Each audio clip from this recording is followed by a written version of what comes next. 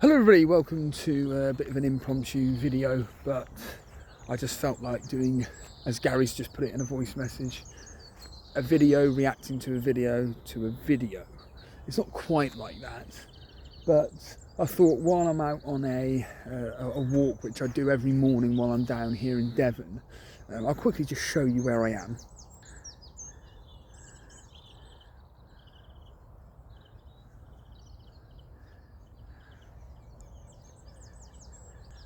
Now it is small. This is a tiny little field, and you may be thinking, hold on a minute, Steve-o, weren't you complaining about the large field that's up the road from you where you live, which is about 10 houses down, and there you are in a small little park? You're right, but the difference is that this has got some stuff.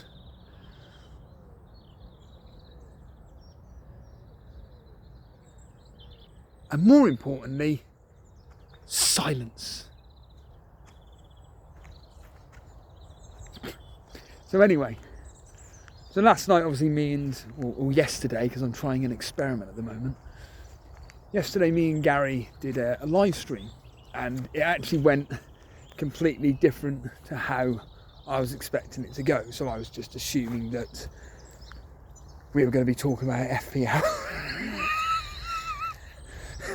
Talk about FPL, talk about the upcoming game week 30, double game week 32 are plans, and obviously in time ahead, he said that Andrew, aka FPL Nightmare, has got a video response to your dartboard video. Are you okay with me to play it to you, etc, etc. I was like, yeah, let's just get on with it. I could do with a laugh.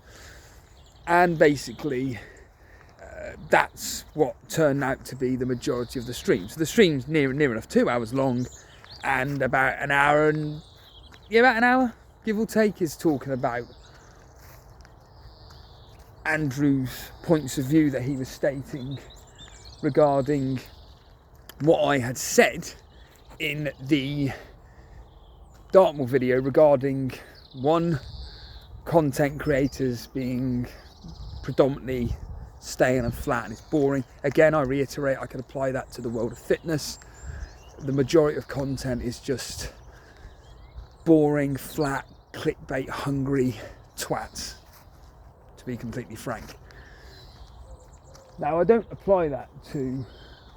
actually apply that to FPL. I don't think that the people in the world of FPL, specifically FPL YouTube content creation, are twats or cunts. I think actually they're really nice people, as Ross Kemp says in Extras. But a lot of the content, like I state, is very clickbaity. But that's just the world of YouTube at the end of the day. So we're not going to look at that. We're not looking at that as of now. But the thing regarding how content in general on FPL is just pretty much like I state. I am X rank in the world right now. I clearly know what I'm talking about. These are the transfers that I'm doing. Wink, wink. I suggest you do the same. Or this is the team that I'm going to be doing for my wild card.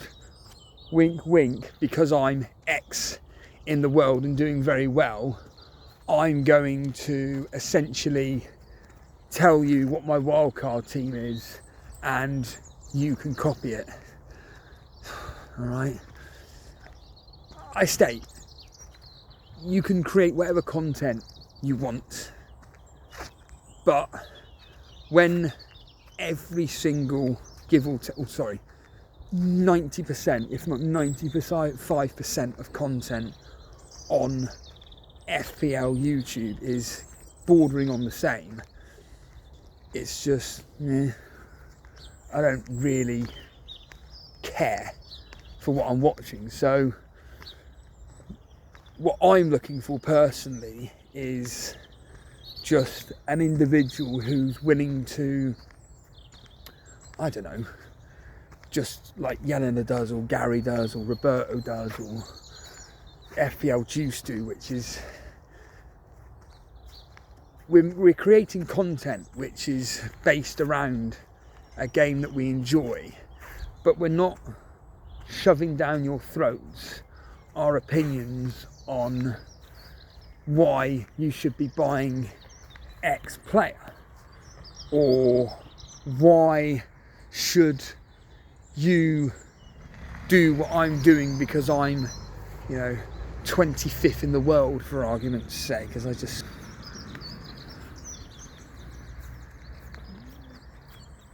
walking down here, where ironically I'll probably break my other ankle, because I'm an idiot. What does Chidvids do? Who? Chidvids, he's a bloke who basically does this type of vlogging, so you get the idea of, being with him. We're just going to go down this path here. You never know, because right here there's it's basically a horse sanctuary, and the other day one of the horses was going mental. Can't be saying that these days. Can't be saying mad or mental, as he says in extras. But yes, so like I state, that the content that I enjoy is more about the personalities of an individual, that's not shoving down my throat particular statistics and whatnot. But anyway, the discussion of football, I suppose. But like I stated last night, I'm just overwhelmed with content that I consume now, so I just don't watch much anymore. I just stick to what I enjoy. And that, by the way, again, this isn't just FPL. I am referring to excuse me, I've just been sick in my mouth. I'm referring to other podcasts I listen to and other YouTube content that I consume, which, to be honest with you, I don't really consume much YouTube content, because like I state, I think majority of it is garbage. And I reiterate, I'm not just referring to FPL. I am referring to most YouTube content these days. I find it very boring, and it's not particularly enjoyable to watch, because it's usually, like I say, clickbait hungry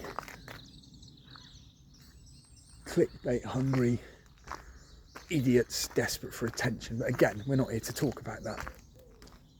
But certainly when I was discussing last night regarding what FPL General was saying on Gary's video regarding when people get really angry me about FPL and it's not going for you, or it's going against you, and it's usually to mask other personal things going on in your life. And I do agree with that. I'm not going to pretend that's not the case. I always make this point, I never thought I'd get to the age of 40 where I would be essentially in a house share in London, and being, even though I enjoy my job, which I do, doing the job that I do, but I thought by this point in my life I'd settled down with somebody potentially. I'd be potentially in my own home.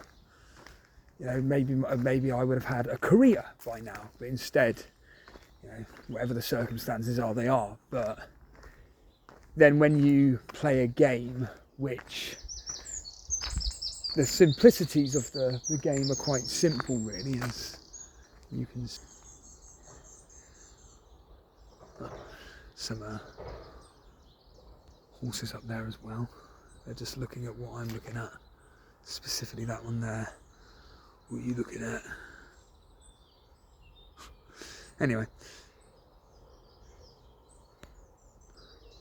but certainly when you're playing a game which you spend a lot of time either talking about with a mate or mates, or when you're trying to make very simple basic decisions about why you're choosing X players. And like I state, I'm not suggesting for a minute I spend hours doing that, but certainly when you put in the time, including this, videos about FPL or talking about teams that you're thinking of targeting or whatnot, and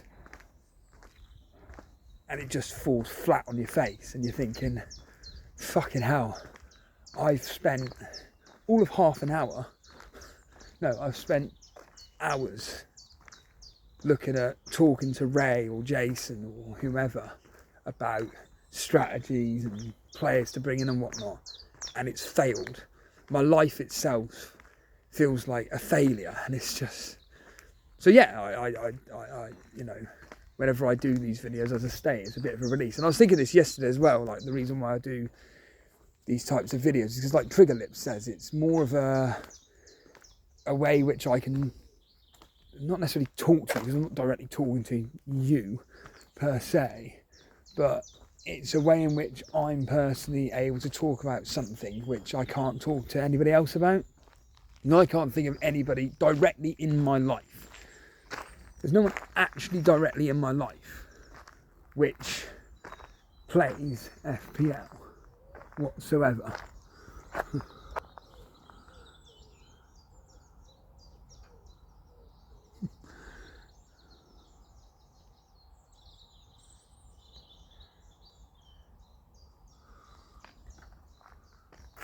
Yeah, there's no one directly in my life that plays FPL, so it's like, well then, how do I get to talk about it? Well, do a tin pot channel, these small little videos where a few people enjoy it, about me chatting about real problems or FPL problems or whatever, and I think people just, I'd like to think, resonate with it. But certainly for me, you know, I've always said this, I really do enjoy talking about a hobby that I like, because it just kind of links in with football as well.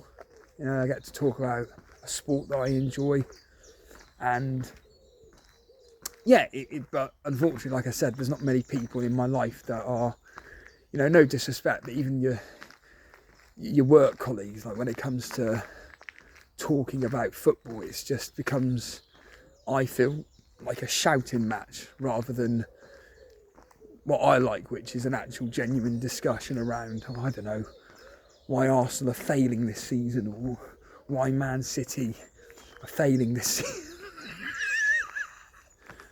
How did Newcastle win the Carabao Cup when Liverpool have been performing so well, but they're now failing?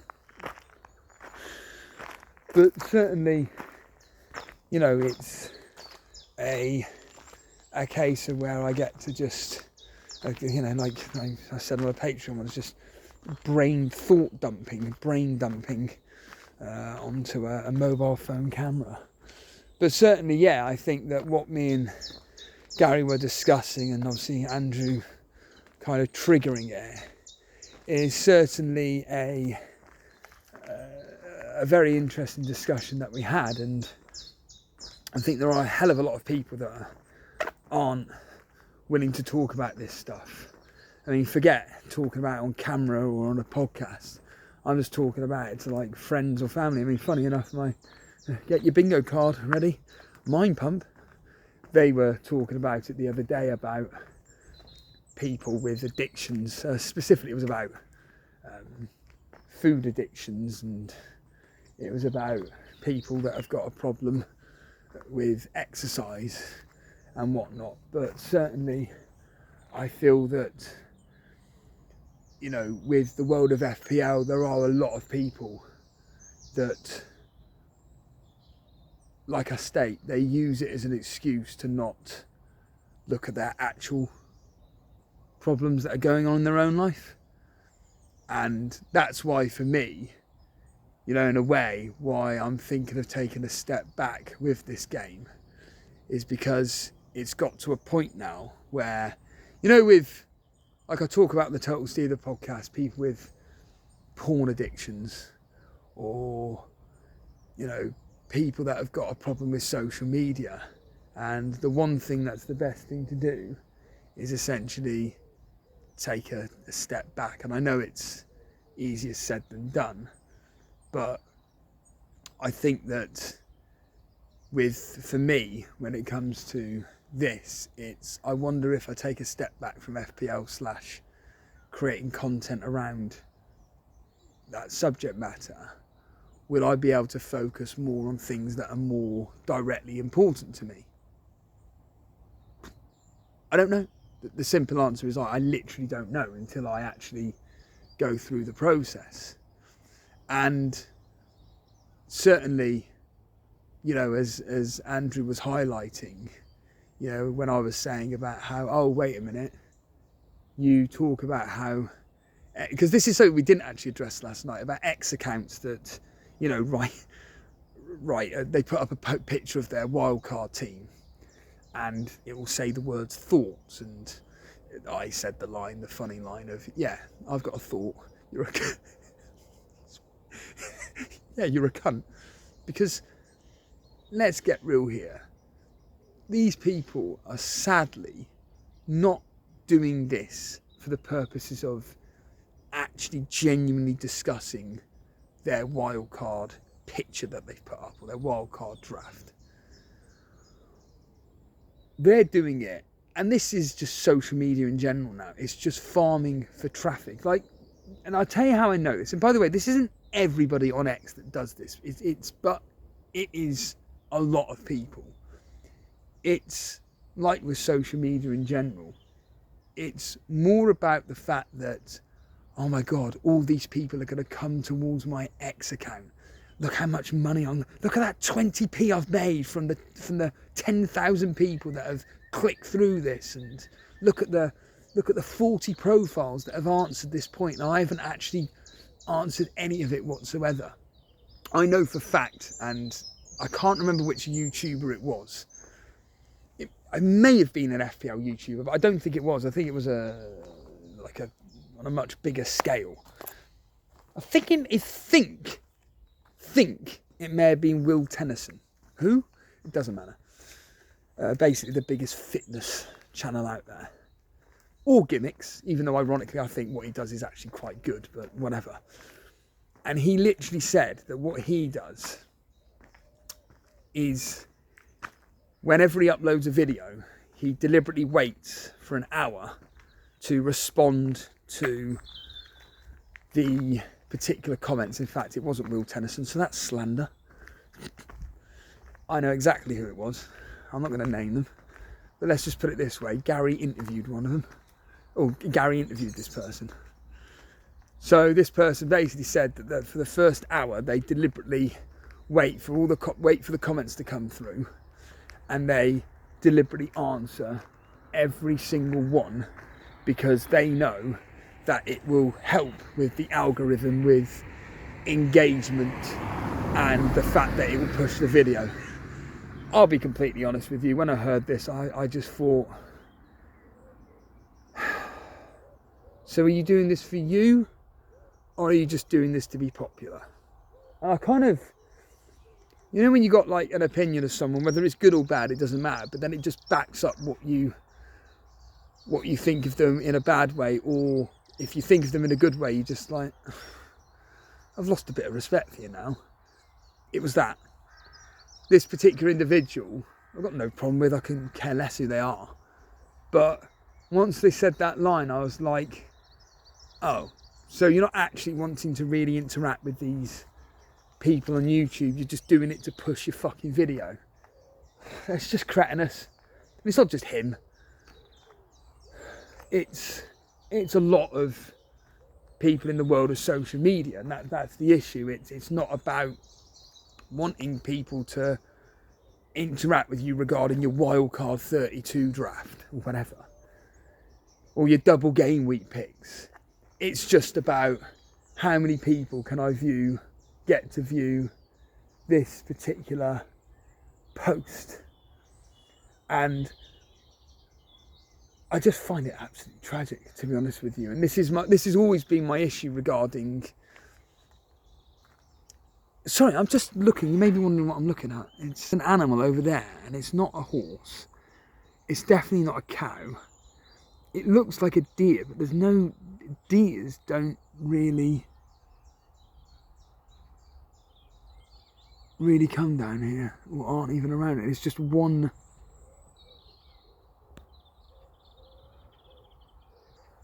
Yeah, it's just one animal. But yeah, I just find, like I state with social media, it's been going on for the last 10 years now. Like I said last night to Gary, since monetization came into social media, the world, or the majority of the world, has gone completely fucking mad. Or more specifically, the majority of people that use social media have gone completely fucking mad because they're earning. And this is what I find really tragic about it all, is they're earning just a couple of quid, or they're getting some sponsorship deal where where they get 10% off a t-shirt, but they've sold their soul just to get 10% off a t-shirt. That's a fact, by the way. And in the world of FPL, it's, oh yeah, we're gonna be sponsored by whomever, and we're gonna get a tiny little commission from that company if and when people sign up. And I just think, what, maybe 100 quid? You know, you're not Mark Goldbridge. And even then, with Mark Goldbridge, when he talks about wash and go and the bollocks he's advertising, I think of this 20,000 people that are watching your stream right now, how many are legitimately going to sign up for your wash and go product? And I reckon if he's lucky, by the way, I could be completely wrong here. I reckon if he's lucky, 20 people, if he's lucky, sign up for that wash and go. And then what does he get out of that? Like, I don't know, obviously I have no idea what the sponsorship deal is, you know, if he's just signed up with them. And because I know how it works, it's basically if you, and I'm stating the fucking obvious, but if you sign up with wash and go or whatever, and you advertise on your show, we will give you a percentage of money depending on how many people you sign up. And, you know, it'd be something like, for every 10 people that sign up, we'll give you 50 quid, or whatever the contract they've signed up is. It could be £5,000 for all I know. But it's like with that, you know, that Wendell who goes round towns and cities of the UK about the poverty-stricken world that we're living in at the moment, and how basically we as the UK, you know, we're horrified by what's going on in the UK. And it seemed like, at first, when he was doing this stuff, it seemed like a legitimate way in which he was, I want to highlight how bad the poverty line is, or the poverty situation is in the UK. Brilliant, great. But guess what? He then decides to sign up with the popular thing at the moment, which is going around to be sponsoring any popular YouTuber, which is HelloFresh, and then halfway through the video it does some shitty fucking advert about HelloFresh. And I'm just like, so are you doing these YouTube videos because you actually want to do them and highlight the poverty line, etc.? Are you just doing this to just get money out of YouTube? And unfortunately, I think it's a bit of both. But I think what I find so tragic is that to be literally talking to someone that's homeless, clearly addicted to drugs, and then all of a sudden, hello everybody, welcome to HelloFresh. Have you ever wondered about what it's like being hungry? Yeah. Well, I've got a discount code. You've just been speaking to someone that's literally unable to wash, bathe, clothe themselves, and then you've decided to input an advert regarding a shitty fucking food company. Like, you're a fucking cretin. It's just, I just find it so tragic. And like I said, once social media decided to start monetizing, again with X, you think about how X has changed since they decided to start monetizing the blue tick. I get every single day, whenever I go on X, it will pop up with use premium, sign up to premium and you could be paid lots of money. Number one, I won't be paid lots of money. Number two, I don't need to sign up for any of this because my experience on X would be no different.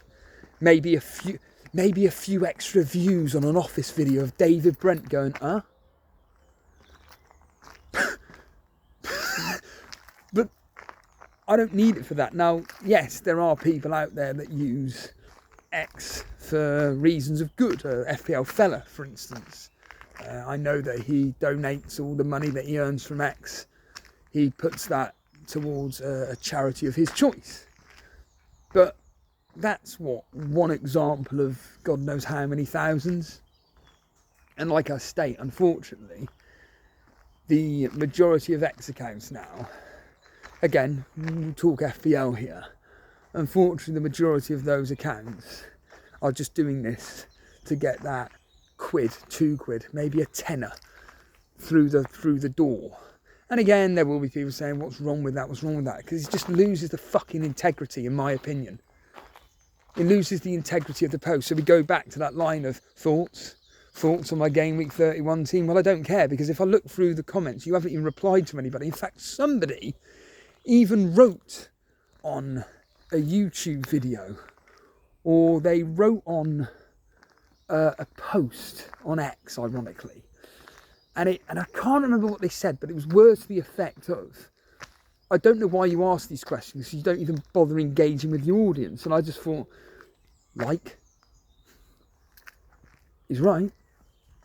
He's fucking right. This person that's wrote this is bang on the money.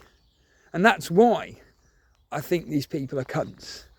Because you know that the following day it's going to be, here's my latest wildcard draft. Thoughts? Following day, I've updated my wildcard draft. Thoughts? I've actually decided not to bother wildcarding this week. I think my team's good enough this week. What do you think of these transfers now? Thoughts? And then people, these poor sods, writing there going, I don't think you need to wildcard. I don't think these transfers are worth doing anything. Any response for that particular person that's posting next? No. Because all you're doing is just, like I stated, because you're the traffic into their posts, they're just going, hoo-hoo, money. Hoo-hoo, I get that penny. And that's my point. It's just so like, what are you doing this for? And that's why I just think, yeah, you're a cunt. And that's why I think funny enough, I was never expecting this, but Nick Triggerlips, he actually at the end of his video mentioned how I was talking about this particular subject matter and how I was talking about, there's no FPL discussion anymore. It's just about, he was just basically agreeing with me about just how big's your dick and look how amazing I am. And that's unfortunately, again, it's not just FPL, it's just a social media thing. As I stated last night to Gary and the audience that were watching, TikTok and Instagram are the biggest piece of shit that have ever been created. Because all it's done is created the most narcissistic, attention-seeking tossers you will ever see in your life. They're absolute scum. I mean, it's bad enough whenever I see it on X, some absolute cretin, desperate for attention and doing anything for that attention. But that's because of the likes of Instagram and TikTok creating that ridiculous world in which it's rewarding people for stupid behaviour, basically. And it's, like I said, when you link it into the world of FPL and all it is about is just farming engagement over opinions that they don't even believe in themselves, it's just, it's just sad. But no, I really, really enjoyed the stream last night with Gary. I know there was a few people watching in. They enjoyed it for what it was. They certainly got whatever they needed out of it. And I think that, you know, as I stated to Gary afterwards, you know, he said, oh, what did you think of that Andrew video? And I went, it's brilliant. This is what I love. I don't edit videos of Yelena in a scene, or a scene that it reminds me of with The Office or Extras, because I'm wanting attention from Yelena. All it is someone that I've got a high regard for in the content that they create has done something which resonates with me, specifically because of a comedy that's had a major impact on my life. And essentially, I want to go, Yelena, this reminded me of this. Done.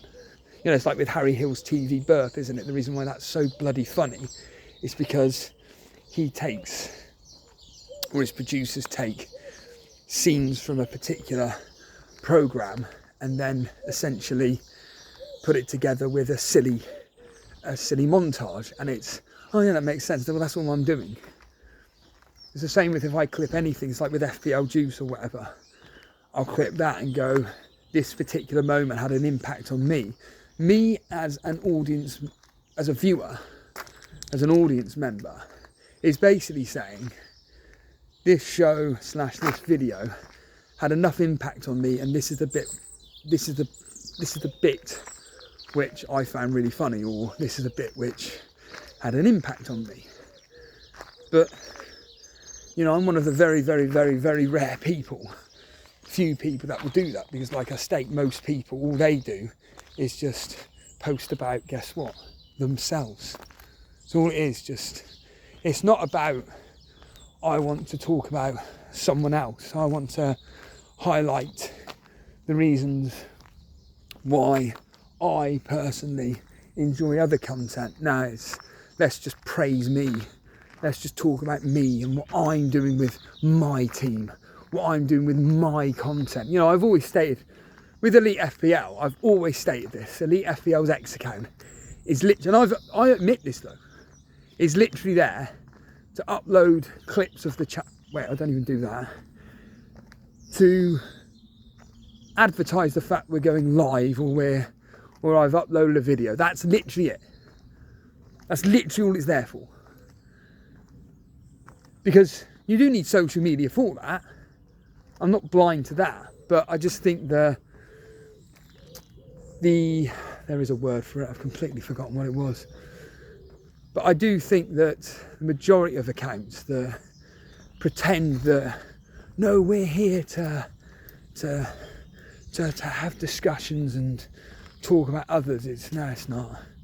You go onto any FPL account, just scroll through their feeds, and the majority of it is just about them posting up something regarding about themselves, and look at me, look at how good I am, or please, please, please give me attention.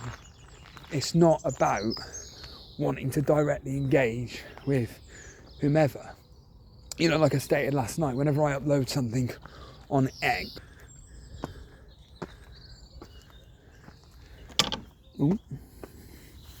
gonna unlock that, wherever that is. Can't even open a gate. No, I'm trapped. It's brilliant, isn't it? Oh well. Because I can't open a gate because I'm an idiot. I'll just walk up the road instead. Walk up this road.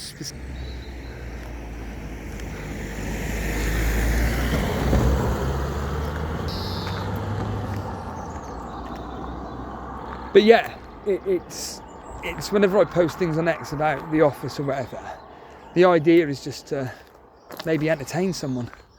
You know, someone sees a scene, they go, as Harry Hill does, that was funny, done.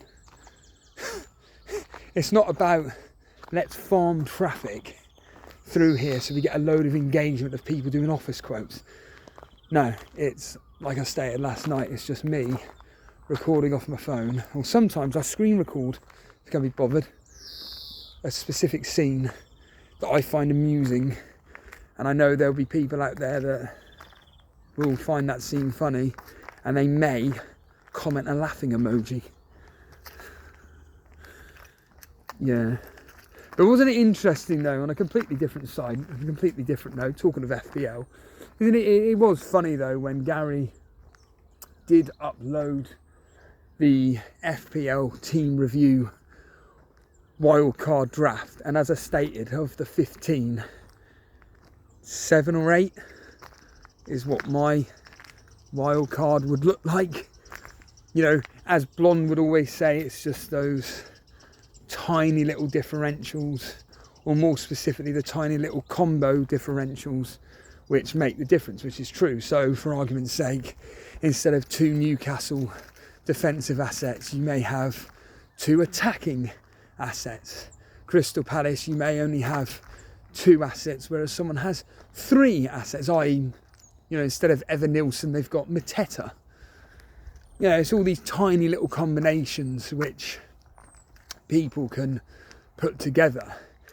You know, I don't know why it has Jose Sarr of Wolves in the team, but overall, I personally think that the majority of wildcards are going to be virtually the same, as it always is. I mean, there's nothing actually directly wrong about that. I don't really, see issue with it. It's just like I state, when it comes to FPL content, for instance, it's all these people waffling on about how they're going to be doing X, Y, and Z, and then it just eventually ends up being what FPL team review looks like anyway.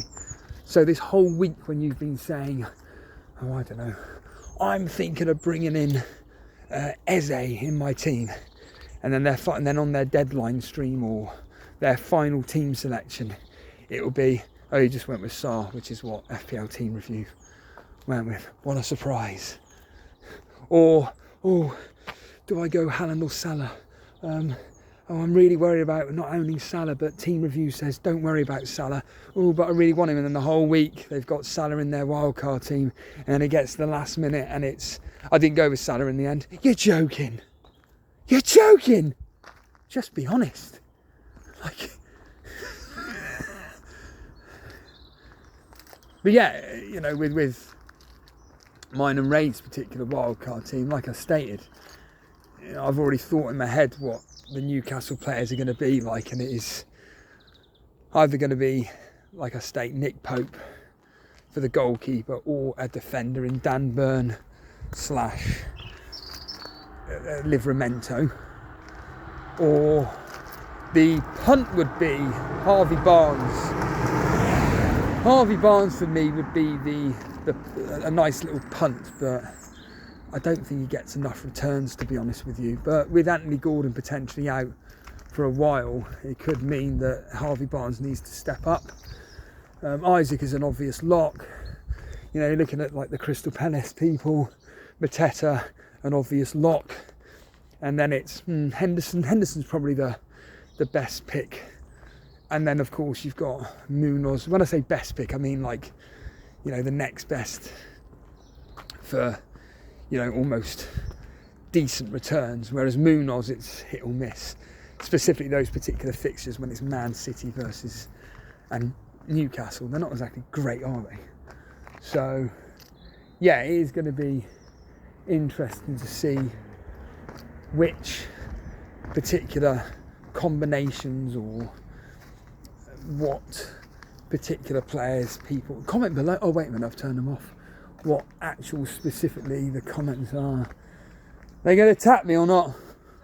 They're going to tap me or not? Oh, great. Alright, okay. So yeah, I wasn't attacked. My throat is still intact. But certainly it will be interesting to see what most people are going with regarding their game week 31 wildcard, which is what the majority of the strategy is. And then of course it's going to be a case of, right, I will then be looking at what are the better, you know, single game week options moving forward, which right now I have no idea over. I think some of my favourite differential picks that I genuinely have in my wildcard plan is Asensio and Rashford. The only downside to them, as we know, is their minutes. Specifically Asensio. It's a bit gutting really, because I know that Emre prioritises Europe. It's why he does so well in European competitions, because he knows how to manage his team really, really well, and you know, he knows how to work around how to approach European games, hence why he's won about 12 different cups within Europe, or has got to about 8 different finals.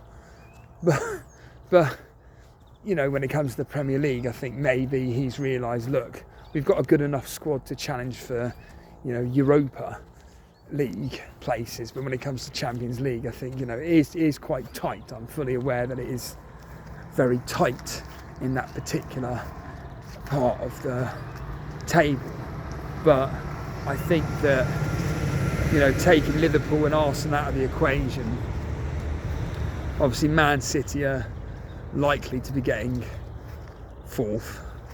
Nottingham Forest, can they still keep it up? I think that these next few games are going to be really important to see how far Nottingham Forest have come, or if they just run out of steam.